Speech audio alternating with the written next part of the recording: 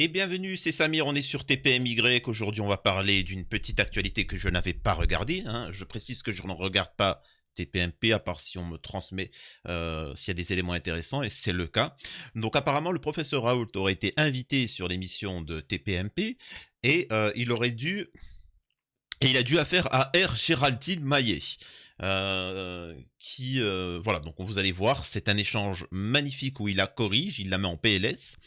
Euh, il faut savoir que pour les gens qui ne connaissent pas Géraldine Maillet ou les années 80, il faut savoir que dans les années 80, Géraldine Maillet était humiliée en la traitant comme ce qu'elle est, c'est-à-dire quelqu'un de pas très intelligente. Ardisson l'a humiliée en montrant qu'elle était voilà, futile. À notre époque, il faut savoir que Géraldine Maillet est une grande penseuse, hein, dans le plateau de TPMP. Et Hanouna, à force de répéter que c'est l'intello du groupe, il y a beaucoup de gens qui la prennent pour quelqu'un d'intelligent, alors que c'est bas de plafond, aucun diplôme, jamais rien réussi dans sa vie, à part c'est de se coller à des hommes, hein, et et qui arrose. Mis à part ça, c'est pathétique. Enfin bon, vous allez voir elle se confronte à Professeur Raoult, et Professeur Raoult, qui lui, elle est pas là pour faire le théâtre et qui la remet à sa place. Voilà. Bon, on va parler de ça, et on va aussi parler vite fait du fait de la nomination de Rachida Dati en tant que ministre de la Macronie, et on va voir ce qu'elle a dit d'ailleurs à l'époque concernant la Macronie, et ça va permettre de vous faire comprendre un petit peu c'est quoi le monde de la politique. Ça va être très intéressant. Alors, avant ça, bien évidemment, je vous invite à vous abonner sur cette chaîne. Vérifiez si vous êtes bel et bien abonné. Objectif 50 000 abonnés. Laissez un commentaire et un like pour le référencement de la vidéo. Ensuite, de me rejoindre sur mes réseaux sociaux, mais surtout, et le plus important, de me rejoindre sur Twitch, où je suis en live du lundi au jeudi de 22h à 23h pour parler d'actualité débat. C'est en live, ce qui veut dire que vous pouvez poser des questions, échanger, etc. etc. À partir du vendredi, c'est plutôt mode jeu vidéo, détente, etc. Bon, vous choisissez votre moment où vous venez, bien évidemment. Je vois que vous êtes un millier à suivre mes vidéos en rediff, mais je vous invite quand même à essayer de venir en live. Voilà. Une fois que j'ai dit ça, on peut démarrer. Alors, ce qu'on va faire, on va démarrer pas sur Géraldine Maillet, on va démarrer sur Rachida Dati, tout simplement parce que c'est vraiment le bonbon, c'est la sucrerie, c'est la friandise. Géraldine Maillet qui se fait humilier par Professeur Raoult. Donc là, on va commencer avec une petite introduction avec Rachida Dati. Euh, Rachida Dati qui a été nommée ministre de la Macronie. Et ça, en fait, la morale à tirer, c'est quoi la politique? Regardez ce qu'elle dit sur la Macronie. À La République En Marche, vous disiez tout à l'heure, est-ce que En Marche, c'est pas un parti Attendez. jeune Hop, je vous mets le son, comme ça vous êtes bien au chaud. Vous disiez tout à l'heure, est-ce que En Marche, c'est pas un parti jeune Mais c'est un parti de quoi? Moi, j'ai du respect pour les écologistes, même le Parti socialiste. Il est fondé sur une doctrine, une idéologie, des convictions. On a des positions. En Marche, c'est quoi? C'est des traites de gauche, des traites de droite. C'est la réalité. Ils viennent d'où? Ceux qui sont aujourd'hui à La République En Marche, ils viennent d'où? Ils viennent du PS ou ils viennent des Républicains? Voilà, c'est ça ce parti. Et en fait, En Marche, et on le voit dans toutes les élections, les unes après les autres, impossibilité d'implantation locale, ça se réduit à quoi En Marche? À Emmanuel Macron.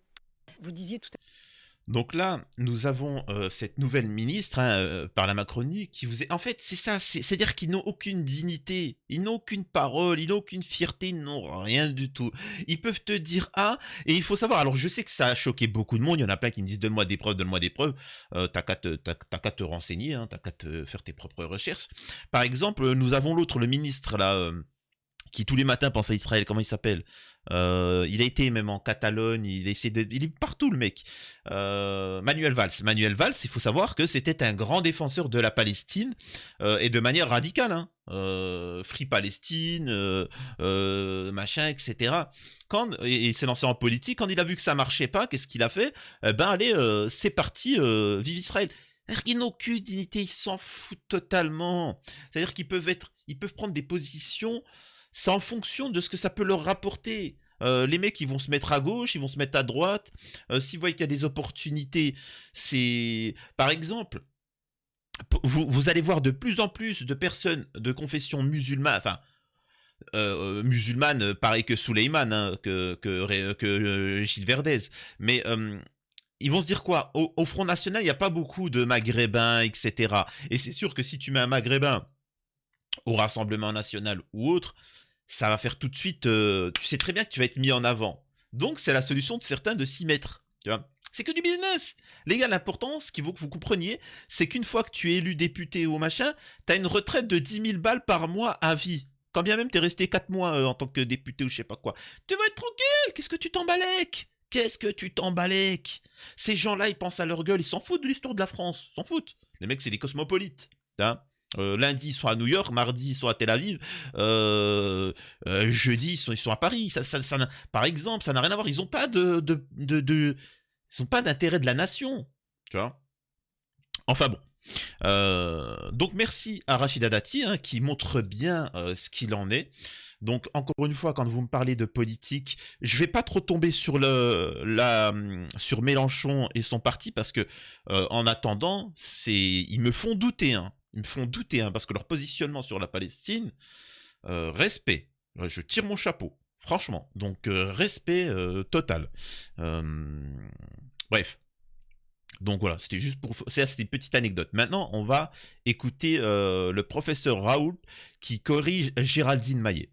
Ce qu'il faut comprendre, c'est que le professeur Raoult est menacé, hein, il va être puni, et on l'accuse d'avoir entraîné 20 000 morts, quoi, en 5 mois. Donc un génocide, le mec. Hein. Le mec, c'est un fou furieux. Il faut savoir que le professeur Raoult est un éminent scientifique, un éminent médecin, et que le monde entier veut recruter, et ainsi de suite.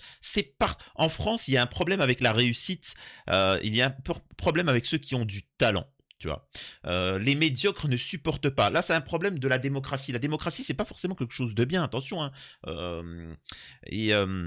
Faudrait développer la chose, mais je suis désolé, n'en déplaise à certains, quand tu as un problème au ventre, tu demandes pas à ton garagiste ce qu'il en est. Tu vas voir un gastro-entérologue, tu vas voir un médecin, quelqu'un qui est compétent dans ce domaine. Et si tu vois qu'il n'est pas compétent, alors là, ça c'est dans le domaine. Et parfois, même, c'est pour ça qu'il faut toujours avoir un deuxième avis quand il y a une problématique et qu'elle persiste. Parfois, il y a des médecins qui sont plus compétents que d'autres, bref. Et en France, on n'aime pas ça. On n'aime pas, on aime la médiocrité. Et donc, quand il y a quelqu'un qui te dit, écoute, je suis compétent dans mon domaine, je veux vous raconter une anecdote toute légère, mais on peut en tirer une substance. Je passais mon permis et je conduisais. T'as des parcours, tu vois. Tu vas par là, tu vas par là, tu vas par là. Et je me rappelle, le moniteur, il me dit, tu vas... Alors lui, parfois il te pose des questions, il te dit vas-y va là-bas, parce que la majeure partie du temps le mec il me parlait manga. Ah, t'as vu machin, ouais d'accord merci c'est gentil. Mais il me disait va à tel endroit et je vais à droite. Enfin en fait il y avait 2 chemins au final et je prends celui de droite parce que c'est plus rapide. Il me dit pourquoi t'as pas pris à gauche? Je dis parce que c'est plus rapide à droite. Il me dit non, à gauche c'est plus rapide. Et moi je lui dis non, je suis désolé, à droite c'est plus rapide. Il me dit non, ce n'est pas plus rapide, à gauche c'est plus rapide. Et on a eu un petit débat et au bout d'un moment il m'a sorti ce qu'on appelle un argument d'autorité. Il m'a dit Samir, je suis moniteur d'auto-école. Ce que tu me dis là, le trajet, toi t'es en train d'apprendre à conduire. Le trajet que tu fais, je le fais des dizaines et des dizaines de fois par jour minimum. C'est ce que je dis quand je dis que c'est plus rapide. Là, même si moi j'étais dans mon idée, je dis effectivement, c'est un argument d'autorité, donc je me tais, tu as raison, même si ça me paraît étrange, tu as raison. Donc fermez-la face au professeur Raoult. Mais bon, excusez-moi de cette longue aparté. On revient alors sur le clash avec Géraldine Maillet.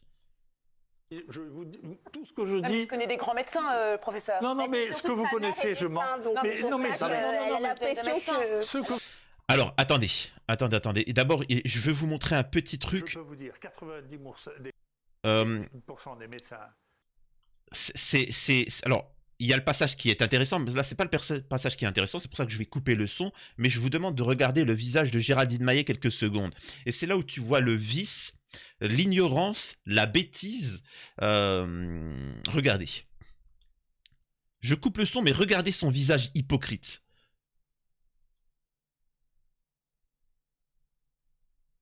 Le nombre de clignements des yeux, etc. Tout ça, ça vous montre qu'en fait, elle ne l'écoute pas et qu'elle est là pour se le faire. Elle veut le clasher, elle veut rentrer en conflit, elle veut montrer que... c'est-à-dire elle a quelque chose à se venger du fait que son père l'a abandonnée à la naissance, etc.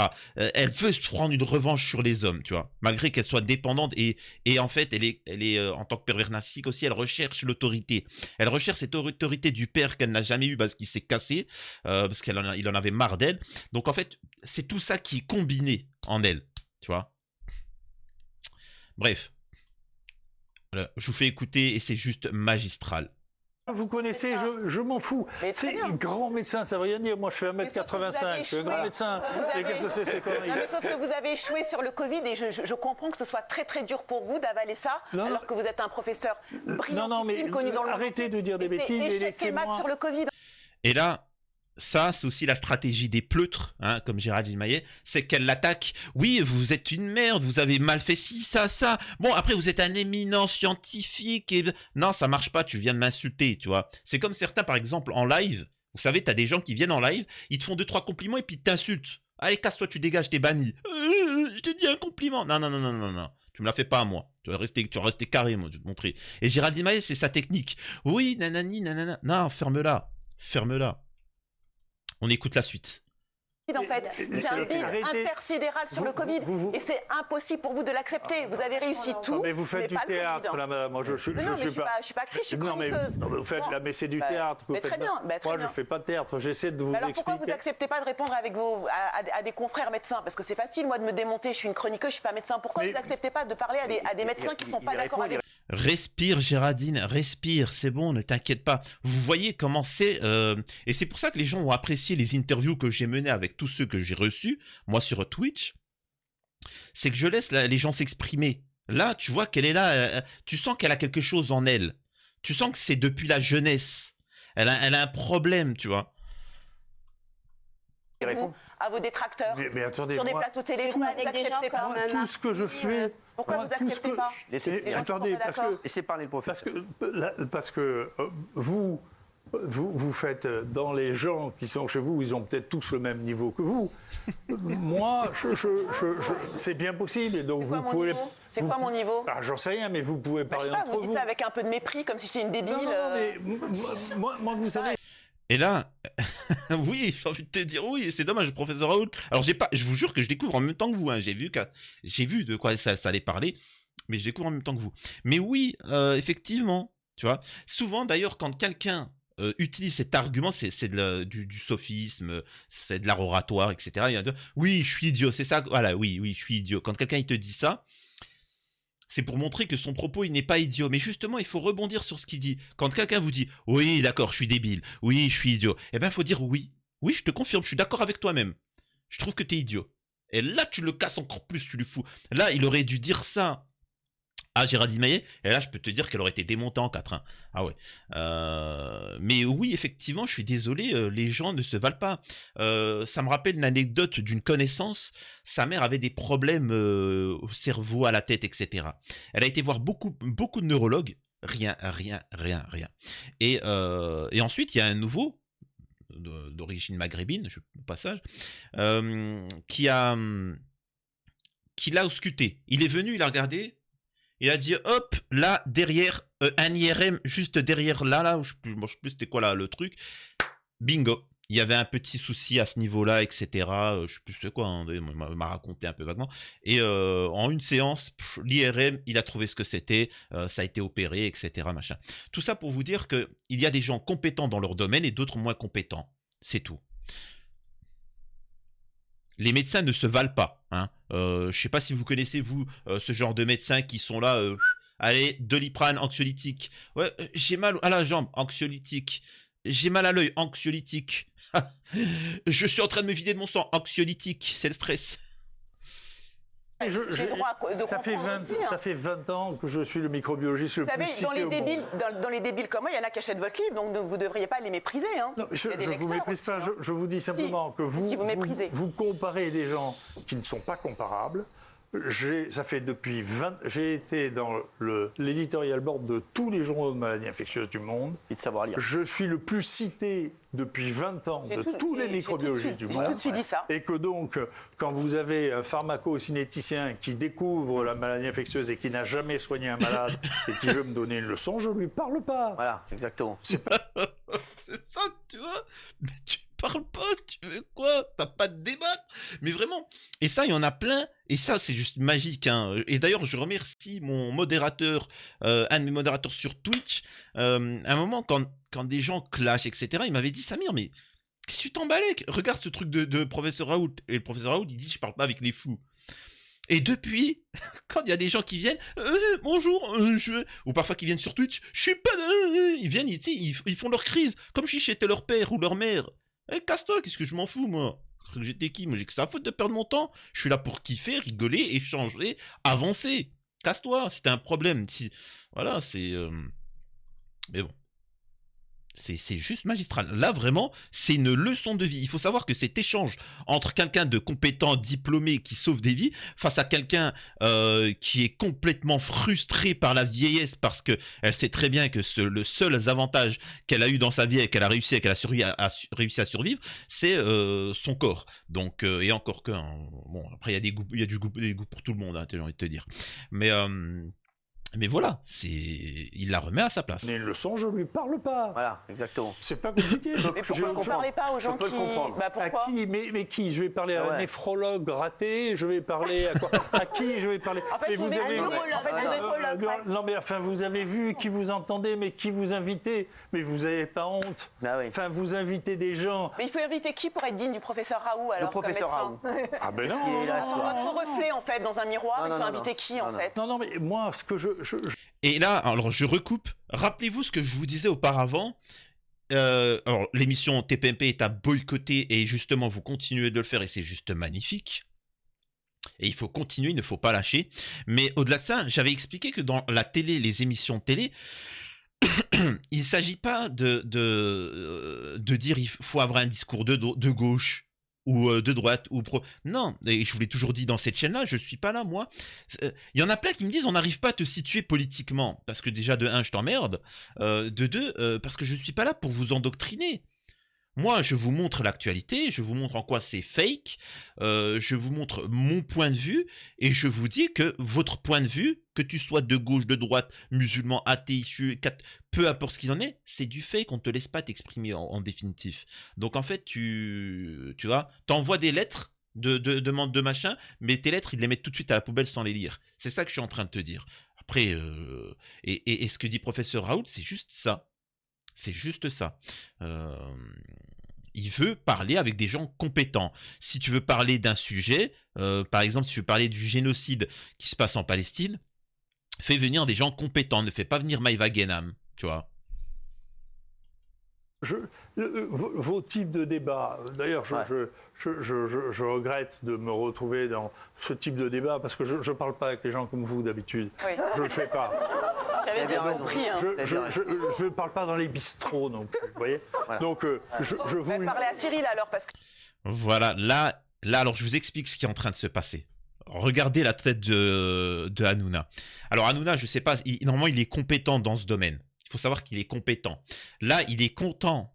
Alors, s'il n'est pas con, moi, s'il y a un débrief, je dirais il est content parce que, il vient de défoncer Géraldine Maillet, donc c'est positif, mais il vient de se dire, Géraldine, tu viens de nous griller le professeur Raoult. Ce qui veut dire que la prochaine fois, il ne voudra plus revenir. Parce que, voilà, effectivement, vous voyez bien que Géraldine Maillet et TPMP, ce sont des mecs du bistrot, c'est des alcoolos qui sont en train de te raconter, de te parler sur la situation de la France. Et t'as des gens qui les prennent pour des gens compétents, tu vois. Je ne le fais pas. J'avais bien compris. Hein. Je ne parle pas dans les bistrots non plus, vous voyez. Voilà. Donc, je vous vais parler à Cyril alors, parce que lui, il est digne de vous alors. Ah oui, mais c'est vous qui me parlez, moi je vous ai rien demandé.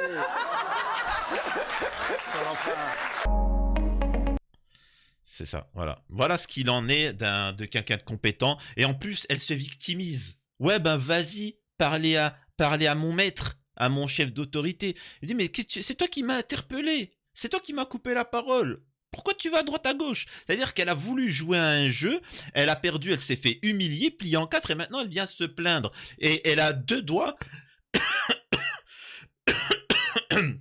Elle a deux doigts de lui dire, est-ce que tu condamnes le Hamas? Tu vois? Mais c'est pas fini. C'est pas fini parce que là on va parler des immigrés. Hein.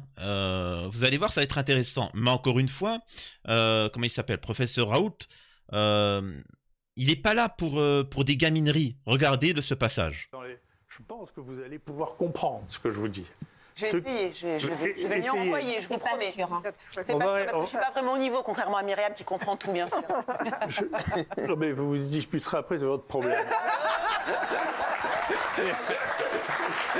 Et là, on a affaire à quelqu'un de compétent qui s'exprime. Vous pouvez voir, c'est-à-dire que, voilà, moi je suis là pour parler. Et eux, sur TPMP, c'est que je te coupe la parole, je t'envoie des petites piques, et c'est des trucs comme ça. C'est des débats, et comme en politique, qui n'amènent à rien. La situation n'avance pas. Au bout d'un moment, quand ça n'avance pas, casse-toi. Tu vois? Quand t'as voté à droite, à gauche, machin, t'as voté ici, et tu vois que ça avance pas, arrête de voter. Tu vois bien que le truc, il est complètement corrompu. Tu vois? Et là aussi, hein, pour remettre les choses en place, c'est professeur Raoult qui parle des immigrés, tu vois, dans le domaine de la médecine en France. Et les gens ne savent pas que presque 30% des médecins en France sont des immigrés algériens. Alors, attention, dans les hôpitaux, attention, ne confondez pas, il y a énormément de médecins d'origine algérienne, peu importe, hein, là on va parler des Algériens, Algériens, mais qui sont comme moi, nés en France. Je parle pas de ça, il y en a énormément qui sont nés en France, mon médecin, etc., d'autres. Moi, je te parle de gens qui sont nés en Algérie ou au Maroc, tout ça, on prend le cas de l'Algérie, parce que c'est ce qu'il y en a le plus. Qui sont nés en Algérie, qui ont fait leur cursus en Algérie et qui sont venus, on les a fait venir pour soutenir le système français. C'est un fait. Et regardez ce que dit le professeur Raoult. 1000 personnes. Je ne sais pas si vous voyez ce que c'est que 250 000 personnes sont venues se faire tester à l'IHU. Sur ces 250 000 personnes, on a eu plein de volontaires, de recrutement, beaucoup d'émigrés d'ailleurs. Hein. Je veux insister sur le fait qu'il y avait une quantité d'émigrés qui sont venus nous aider, qui a été considérable et qu'on n'aurait pas pu soigner les Français à Marseille si on n'avait pas eu les émigrés. C'est une aparté d'actualité, vous me pardonnerez. Deuxièmement, et là, il vient de mettre vraiment, hein, il vient de mettre à l'amende Hanouna tout le plateau, tu vois, parce que eux, à force de parler juste de haine, etc., il a juste dit un truc concret. La santé en France ne pourrait pas tenir sans les personnes de l'immigration, voilà, tout simplement. C'est un fait. Je ne parle pas, parce que les Français de souche, souvent, ou les machins, ils confondent. Je te parle pas des gens issus de l'immigration. Je te parle pas des gens qui sont nés en France, mais je te parle de gens qui viennent d'arriver. Donc, ils vous prouvent bien que, les gars, ce qu'il en est dans la réalité en France. Maintenant, au passage, pour ceux qui ne savent pas pourquoi, vous inquiétez pas, il y a suffisamment de cerveau, hein, on n'est pas incompétent en France, c'est juste du business. En France, il faut savoir que c'est du, comment vous dire ça? On a en première année de médecine un concours très difficile où au monde, je crois, il n'y a pas l'équivalent au monde. Il y en a plein qui vont dire oui, mais si moi je suis médecin en Algérie, c'est pareil. Non, c'est pas pareil. C'est pas pareil. Oui, c'est tout aussi compliqué, bien évidemment. Mais en France, on limite les places, mais au-delà de ça, on essaie d'éliminer les gens. Nos concours, faut que vous compreniez que nos concours en médecine en France ne sont pas là pour déterminer tes connaissances. Détrompez-vous, n'importe quelle personne qui a fait médecine pourra vous le dire en commentaire. Ils sont là pour te piéger, pour te tromper. Tu vois, c'est que des pièges. Toutes les questions, c'est piège. C'est piège, il faut faire attention, peut-être piège, pas piège. En pharmacologie, etc. Par exemple, petite question, et je vais vous expliquer pourquoi. Et après, on aura fini la vidéo. En pharmacologie, la plante, il y a plusieurs noms. La plante Aconite napellus, le casque de Jupiter, et je sais plus c'est quoi son nom, machin. Quels sont les effets, etc. Bon, bref, je me rappelle plus de la question. Tu avais plusieurs questions, réponses, ou aucune d'entre elles. Je connaissais la réponse, je me rappelle, j'avais mis...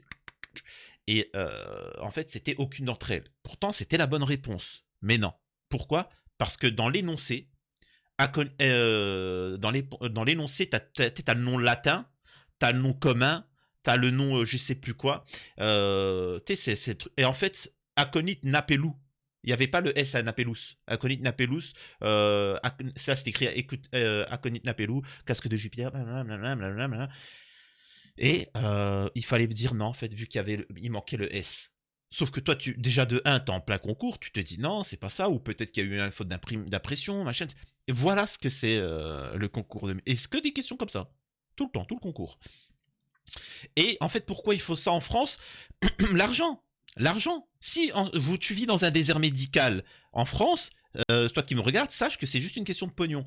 Parce que il faut que tu comprennes que les étudiants en médecine, les étudiants français, il faut les payer, il faut leur donner des bourses pour certains, il faut payer les infrastructures où ils apprennent pendant 9 ans, il faut payer des profs à la fac pour leur apprendre, il faut payer toutes ces structures.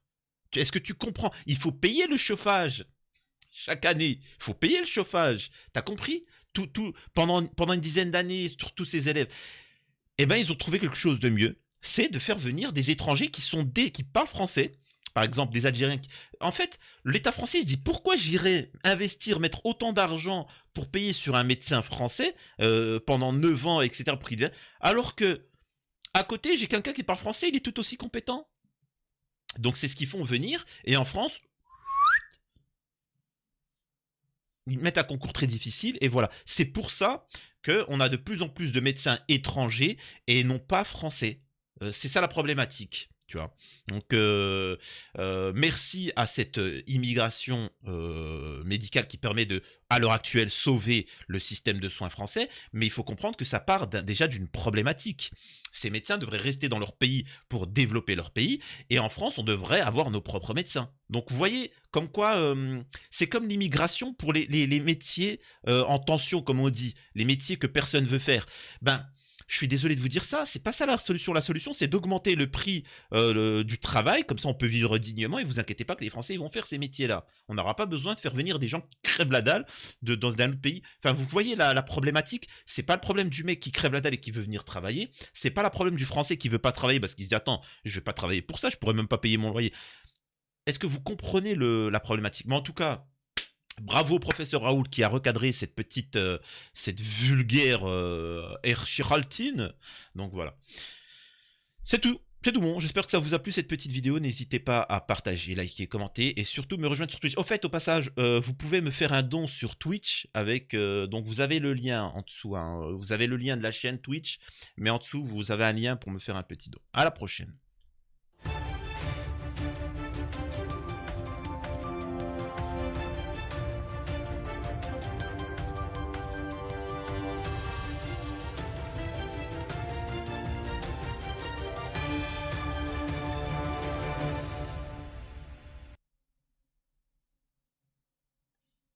Je peux vous assurer que dans les prochains jours, Géraldine Maillet, elle va se venger. Je vais me venger sur les musulmans. C'est la bonne solution, la solution finale. Je vais utiliser la solution finale sur les musulmans. Elle va se venger sur les musulmans et leur cracher dessus. Elle va faire venir Moundir. Et Moundir, il va dire, alors Moundir, t'en penses quoi de ce qui se passe au Yémen, là, les bombardements, etc. Mais moi, j'ai toujours grandi avec des juifs. C'est quoi le rapport? Mais moi, je veux travailler à sur TPMP. Mais c'est quoi le rapport? On est en train de te parler du génocide en Palestine. Oui, allez, Midi. Donc voilà, vous allez voir que c'est complexé. Comme toujours, il faut savoir que... et c'est parce qu'on n'est pas communautaire, les Noirs et les Maghrébins et les catholiques et les musulmans, nous ne sommes pas communautaires. Et le blanc de souche, tu vois, on n'est pas communautaire entre nous. Et je peux vous assurer d'une chose, si on l'était... on nous respecterait. Et donc, c'est pour ça que j'appelle à ce communautarisme. Et là, vous inquiétez pas qu'on ne serait pas les serpillères et ils ne se permettraient pas de nous tomber dessus par facilité. Voilà, c'est tout ce que je voulais vous dire.